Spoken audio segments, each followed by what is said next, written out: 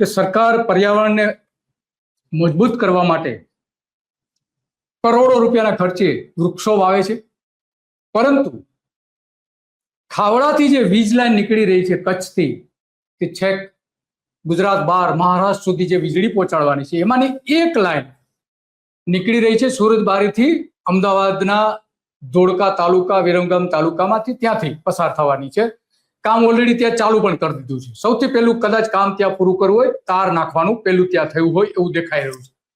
હવે આ અમદાવાદમાં જ્યાં વીજ લાઈન નાખવામાં આવી રહી છે, અદાણી જે સૂર્ય ઉર્જા અને પવન ઉર્જાથી વીજળી ગ્રીન એનર્જીનું જે નામ આપવામાં આવે છે, પરંતુ અમદાવાદમાં ઓછામાં ઓછા 1 લાખથી 1.5 લાખ જેટલા વૃક્ષો, ખેતરોમાં ઉભેલા વૃક્ષો આ જ કંપનીએ કાપી કાઢ્યા છે, પર્યાવરણનો વિનાશ કરી દીધો છે. અને એવી જ વાત આજે આપણે કરવી છે અમદાવાદ જિલ્લાની ધોળકા વિરમગામ ને એની આસપાસના વિસ્તારોમાં, કે જ્યાં ખેડૂતોએ ખેતીમાં ઉગાડેલા વૃક્ષો હતા, નીલગિરીના વૃક્ષો, એ કાપી કાઢવામાં આવ્યા છે. અને ઓછામાં ઓછા અત્યારે જે કાપી કાઢવામાં આવે છે 70,000 ની આસપાસ કાપી નાખવામાં આવે છે, અને હજુ બીજા એટલા કાપવામાં આવશે. કારણ કે આ બધા જે છે વીજ લાઈન જ્યાંથી પસાર થાય છે ત્યાં એની આસપાસના વિસ્તારોમાં 67 મીટર સુધી કાપવાના થાય છે. અત્યારે 10 મીટરના કાપેલા છે, એમાં પણ હજારો વૃક્ષો આ રીતે કાપી કાઢવામાં આવ્યા છે. અને એ બધા જની રજૂઆતો કલેક્ટર સમક્ષ ગઈકાલે કરવામાં આવી હતી, અમદાવાદ કલેક્ટર સમક્ષ. અને એના માટે ત્યાં ભરતસિંહ ઝાલા કે જે એની આગેવાનીમાં ખેડૂતોએ વિરોધ કર્યો હતો. તો આવા જ એક ખેડૂત છે, એની સાથે આપણે વાત કરવાના છીએ.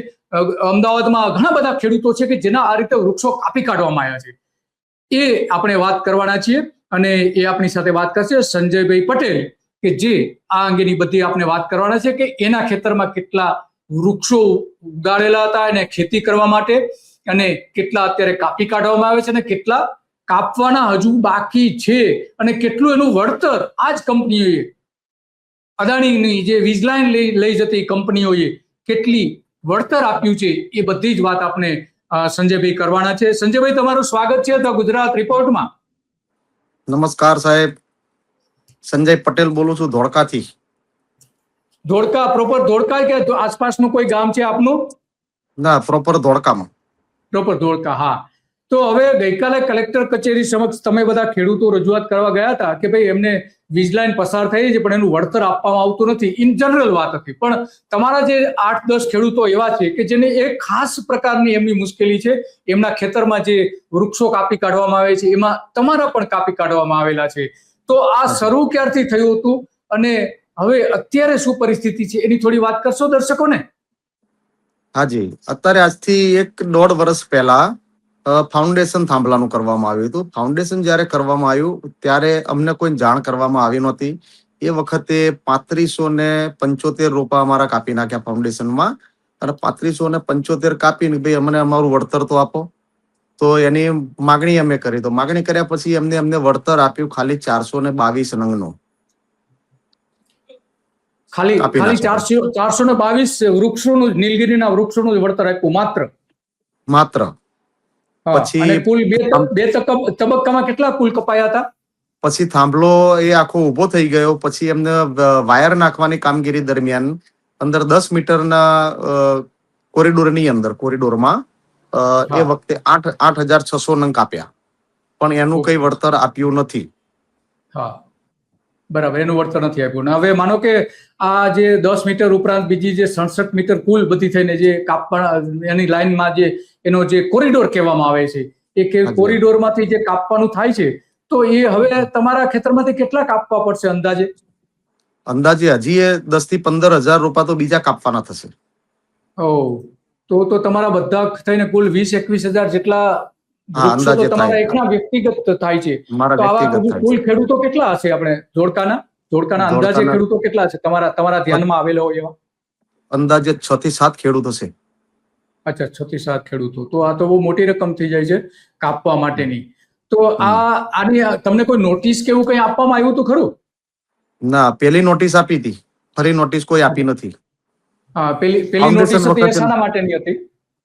એ ફાઉન્ડેશનમાં જે રોપા કાપ્યા કે ભાઈ તમારા 3575 રોપા કાપ્યા, તમે આને હા. અરજી લઈ લો, તો અમે એને એ વખતે વાંધા સાથે અરજી લીધી હતી અને પછી એમ કીધું હતું કે હવે તમારા ખાતામાં પૈસા આવશે, પણ કઈ હા, આવ્યું નહીં. કઈ આવ્યું નહીં. તો આ જે વૃક્ષો કપાઈ રહ્યા છે એ જે કપાઈ છે અત્યારે આ વીજપોલ નાખી રહ્યા છે. વૃક્ષો કાપી નાખ્યા પછી વીજપોલ નાખી રહ્યા છે. આટલા મોટા પ્રમાણમાં વીજપોલને જગ્યા જોઈએ છે, ઉપર તાર પણ નાખી દીધા છે. જુઓ કેટલી ઝડપ કરી છે. સૌથી વધારે ઝડપ મને લાગે છે કે અમદાવાદ જિલ્લામાં કરી છે. તો આ જે આસપાસ જે તમારે નુકસાન બીજું થયું છે એનું કઈ વળતર આપેલું છે? ના, નથી આપ્યું. કશું જ નહીં. ના, કઈ જ નહીં. તો હે ને, તો એક પોલ નાખે તો એમાં કેટલા વૃક્ષો કપાય છે? એક પોલ નાખે તો મારામાં તો અત્યારે 20,000 નંગ તો અંદાજે કપાશે જ તે. બરાબર છે, 20,000ની આસપાસ. હા, હા, ઓકે. આ શું કરી રહ્યા છે તે થોડી સમજૂતી આપશો આ વિડીયોની? આ લાઈન વાયર નાખી રહ્યા છે થાંભલામાં. બરાબર, ઓકે. આ વાયર નાખે છે. વાયર નાખે છે, હા. તો વાયર નાખતી વખતે પણ નુકસાન તો થયું જ હશે ખેતરોમાં ને વૃક્ષોમાં ને બધા પાક જે વાવેલો હશે એમાં? હા, આજુબાજુમાં બીજામાં નુકસાન થયેલું છે. આ તો આટલું જ નુકસાન છે, પણ આના પોલ ઉભા કરવા માટે એ લોકોને સેફટી માટેના જે કરતા હોય છે એમાં બીજું નુકસાન કરતા હોય છે. ઓહો. તો જે હજુ વળતર આ બધા આપણે જોઈ શકીએ છીએ કે તે વીજ વાયર નાખી રહ્યા છે. એ સમયનો વિડીયો છે, જૂનો વિડીયો છે, હમણાંનો વિડીયો નથી. અને એ નાખી રહ્યા આપણે સ્પષ્ટ દેખાય છે. તો આ આટલું ઊંડું ખોદકામ કરવું પડે છે એક પોલ નાખવા માટે? હા, એ ફાઉન્ડેશન કરે ને, આ થાંભલો આખો ઉભો થાય તો ફાઉન્ડેશન માટે આ ખાડા ખોદેલા છે.